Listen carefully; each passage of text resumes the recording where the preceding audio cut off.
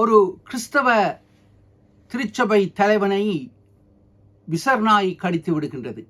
அவரை வைத்தியசாலைக்கு அழைத்து சென்ற பொழுது வைத்தியர் இவருக்கு உடல் முழுவதும் விஷம் ஏறிவிடுகின்றது. இன்னும் 24 மணித்தியாலத்துக்குள் முழுவதுமாக விஷம் மூளைக்கும் ஏறிவிடும் என்று கூறிய பொழுது வைத்தியரிடத்தில் ஒரு புத்தகத்தையும் எடுத்து பேனையையும் எடுத்து எழுதுகின்றார். எழுதி தன் மகனிடத்தில் கொடுத்த பொழுது அதில் என்ன எழுதியிருந்தது? இவர்கள் எனக்கு எதிரிகள், இவர்களை நான் கடிக்க வேண்டும், விஷம் ஏறிய பின்பு கடிக்க தவறினால் என்னை அவர்கள் அருகில் கொண்டு சென்று என்னை கடிக்க வை என்று மகனிடத்தில் கூறினார். இன்றைய கிறிஸ்தவம் இப்படியாக மன்னிப்பின் பாதையில் செல்கின்றது. பிதாவாகிய தந்தை கிறிஸ்துவுக்குள் எங்களை மன்னித்ததைப் போல நாங்களும் ஒருவர் மன்னிக்க அழைக்கப்பட்டிருக்கின்றோம்.